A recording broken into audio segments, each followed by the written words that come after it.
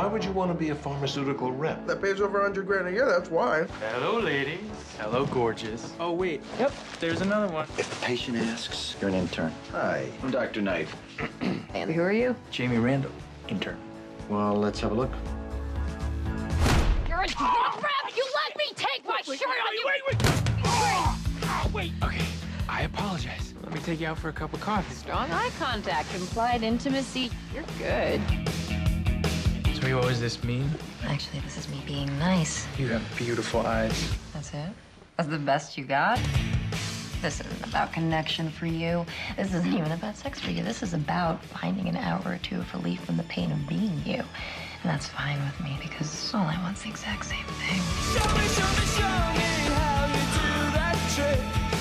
Why don't you have a boyfriend? Let's just keep it simple. I can do that. Well, there's one thing you need to know about love and other drugs. Oh, no, wait, two things. That's Anne Hathaway's breasts, which you get to see a lot. Man, that is bullshit because I went instead and saw Burlesque. Yeah. A movie called Burlesque where you don't see any girls' boobs. You don't see any nudity at all. How ironic is that? And you're telling me this movie, some like lame romantic comedy, Anne Hathaway's naked through all the whole movie. Yeah, because you watch this trailer for this and you're like, there's nothing indicating at all that this is basically like, it's not just any more than a regular rom-com. But what it is it's like a sex rom-com because they are boinking in crazy places. They're pretty much both naked throughout most of the sheet, especially. Most movies try and hide the boob. Yeah. You like casually hide the boob, or the blanket is just barely covering the nipple. Yeah, like the girl that you just like fuck for 3 hours is suddenly modest now and is trying to cover up. This movie's the exact opposite with Anne Hathaway's boob. It like looks for opportunities to have them go, whoop, oh, there it is. Hello. Damn it. Now, we've seen them before, but they have not gotten any less nice. Let's just put it that way. And this film kind of surprised me, and not just because of that, but because it was more than just a rom-com. This is actually based on a book called Hard Sell: The Evolution of a Viagra Salesman. Oh, really? And so is this like Thank You for Smoking? No, and it looks like it could go that way too. Like that was one of the things I was thinking watching the trailer as well. I was like, well, maybe this is the movie that like they're selling it like a romantic comedy, but maybe it's actually more like this. I thought that too. I thought in my hopes of hopes, maybe that's where it's going. But the more they show the trailer, the more I thought, you know what? If it's got that element, it's got too much of the other stuff, and I'm gonna hate this. Well, that's honestly this film's fatal flaw is that it sets itself up for the first 40 minutes of it or so to take a turn like that. And then in the end, it decides it just wants to be like a romantic dramedy, basically. Oh, okay. And that's disappointing because there's so much potential here. There's so much good stuff. But let's go ahead and get to the storyline here. What you got here is this is set in the late 90s, or at least it starts there, with Jake Gyllenhaal plays Jamie Randall, who is of a rich family. He's the kid who's still kind of never done anything right yet. The deal is that he's got the gift of gab and the gift of good looks, and women just will fall over themselves to sleep with this guy. Okay. I mean, he's so good at it that people like remark on it openly in public who've just met him. I mean, he's working at like a stereo store and he ends up getting fired because he fucks the boss's girlfriend in the back while the store is open, and her cell phone falls down and accidentally dials his number. All right, dude. Yeah. That sounds retarded. It's a silly bit, and there are silly bits like that, but it's not. It doesn't hurt. What ends up happening is he gets hooked up by his absolutely just repulsive brother. This guy, I don't know the actor's name, but he's just I think he's Josh Gad. So is he the Clint Howard to his Ron Howard? Yeah, pretty much. Yeah, Okay. except crossed with Artie Lang. Ooh. Okay. His brother though has made out well for his company. He's just terrible at love. In fact, he's got a wife that is clearly a trophy wife who won't even let him touch her. You can tell this isn't going to last very long. But he gets Jake Gyllenhaal's character, Jamie, a job working for Pfizer, the pharmaceutical giant, who at that point were making a drug in that was competing against Prozac, called Zoloft. Right. Which, anyone out there who didn't commit suicide between then and now might remember this. So anyway, he goes out there with the help of Oliver Platt, who's sort of his on the road sales buddy, to sell this stuff, which means going to doctors and trying any sort of sneaky, backhanded way they can to get these doctors to like them and start, giving out samples of Zoloft instead of Prozac. Yeah. And he eventually finds a key to doing this. He finds his way around it. Meanwhile, while all this stuff is going on, he ends up meeting, through a seriously irritating meet cute, the character of Maggie, played by, of course, Anne Hathaway, who is, I swear to God, gets more gorgeous every year. I mean, I'm sorry to keep harping on this, but God damn, she practically glows. Well, why don't you marry her since you love her so much? Maybe I can see auras now. I don't know, but she was like, there was like gold coming off her. Is that on the table? Can I marry her? Hey, well, she broke up with her crook boyfriend, so maybe, she likes scumbags. Hey, I'm just saying, you got a window. Yeah, but see, there's a difference between scumbags and nice fat guys. See, you see how that works? That's two different sides. Just play up the scumbag angle. I'm gonna see who was dating Chris Farley before he died. Anyway, so they get. She is a totally broken person. I mean, she's one of those things like she tells him right off the bat, "Fuck off, fuck you, get fuck away from me," and him being used to a woman going, fuck me now," is intrigued. Okay, she's a challenge suddenly. She's a challenge. So he ends up finding a way to chase her down, and she finally gives in and goes, okay. And it's their first date, and she's like, all right, are we going to fuck or what? And Damn. She's one of those girls. She's like, look, if you're going to insist to bother me, then all I'm offering is the only thing I want from any other human being, which is fucking cheap, nasty sex, anytime I want it. And then hit the bricks. Yeah, and then hit the bricks, which, depending on how old you are, either sounds like the most awesome thing ever, or a girl that is going to end up boiling your rabbit. Right. Well, I don't have a rabbit. What's your game? My game? Oh, sorry, right. This is the part where we talk about where we come from and what we majored in college. You have beautiful eyes. That's it? That's the best you got? I'm serious, they're beautiful. Well, let's go. Excuse me? Well, you want to close, right? You want to get laid? Now? Oh, right. I'm supposed to act like I don't know if it's right. So then you tell me that there is no right or wrong.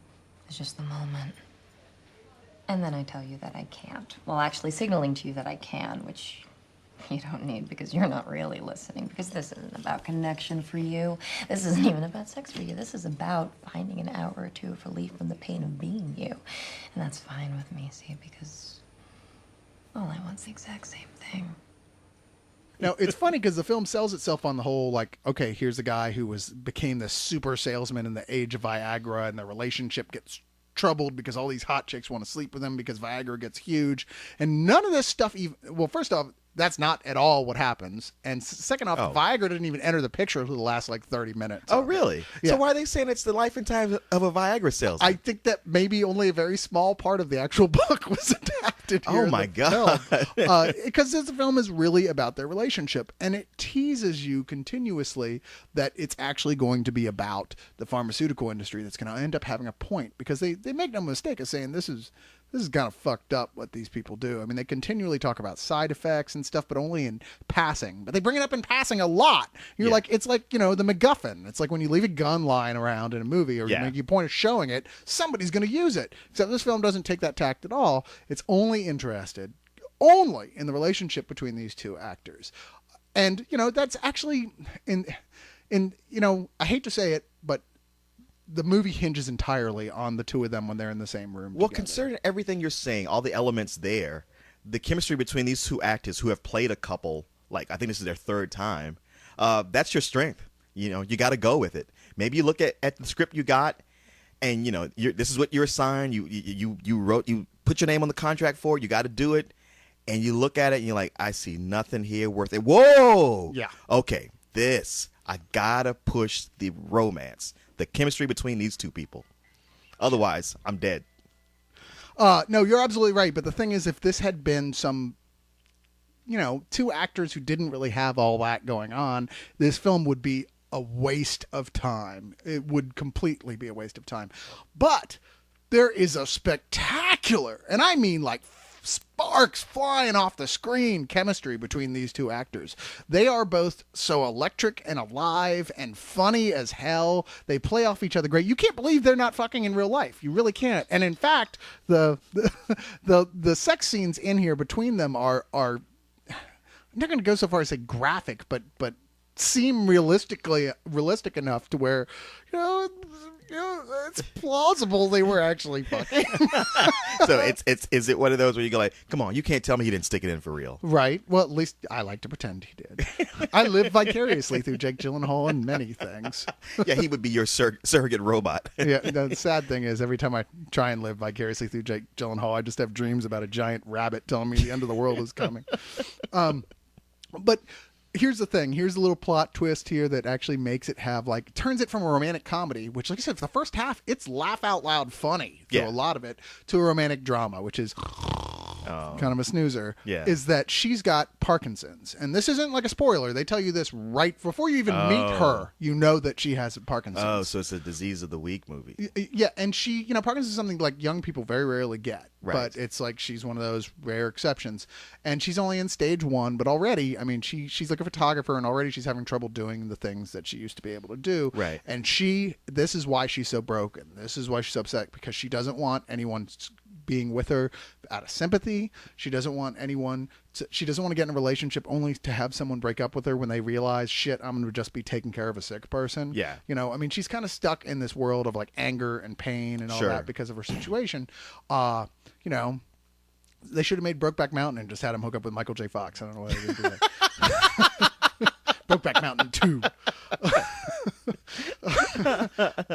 It's an interesting angle to take if the first half of the movie hadn't felt like a completely different film. Yeah, I gotta say, Cyrus, I mean, it just sounds like that's suddenly crowbarred into this thing where it didn't belong before. Well, they certainly bring it up earlier. I mean, like I said, it's brought up early on, and it's going to come back around and end up being an issue, but you don't think it's going to take over the entire film the way that it does. And like I say, sure enough, all you do is miss when this film was funny and sexy the moment it starts, because I was loving this film when they're fucking and they're laughing and they're telling jokes and they're fucking with other people, and he's walking around cock of the walk like the total badass. Everyone's like, Jesus, that guy is awesome.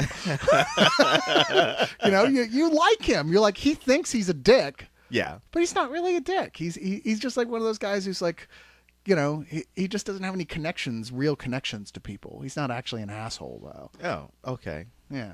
You know the kind. Yes. It's like Corey. Anyway. That's what allows him to sleep with so many women. Indeed. Yeah. Wait, I was talking about Jake Gyllenhaal or Corey? I'm confused now. What movie did we see? Okay. Anyway.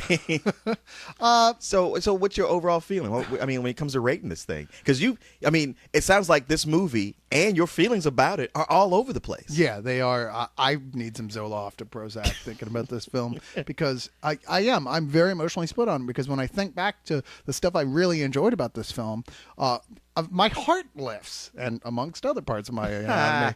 I've been waiting all night to say that. No, actually, believe it or not, that did just come to me, so to speak. And I love it when it works, and I love when it's just the two of them on screen together. I mean, Jesus Christ, anytime you do a close-up on Anne Hathaway smiling right there, you start to smile yourself. You have to hold down the corners of your mouth not to smile. She looks like back an at anime her. character. She does, kind of. And who doesn't want to fuck one of those? Oh, good point. And Jake Gyllenhaal, like I said, he's the guy you want to be. He's like slick, he's funny, he's good looking, he can have any woman he wants, but he's a good guy, and he wants to do the right thing, too.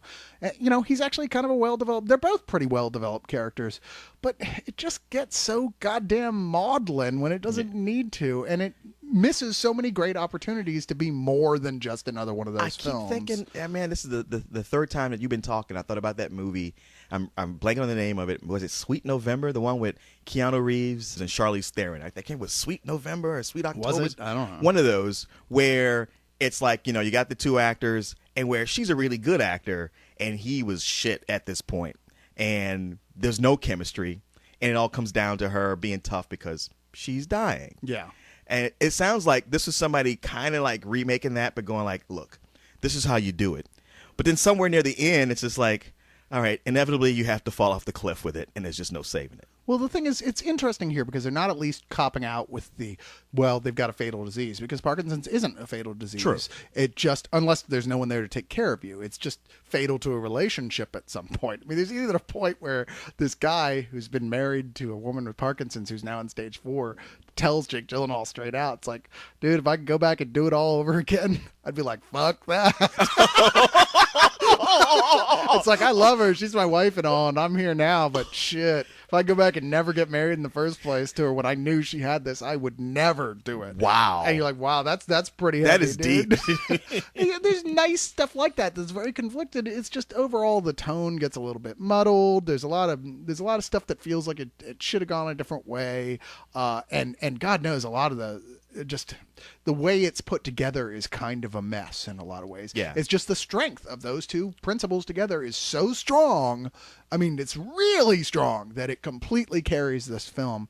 In fact, based entirely on that, I'm giving this a low matinee. Okay. Because it's worth seeing entirely for that. And of course, if you're have the DVD and are alone at home at night and no one around and a box of Kleenex, but still. See, that makes a case for the rental. Yes, it does. But, you have to see it a second time. You're a good man, but you're on the fast track. 600 girls dying to discuss sales techniques. Can't do that with me holding you back. She rejected you. That's why you want her. I need you.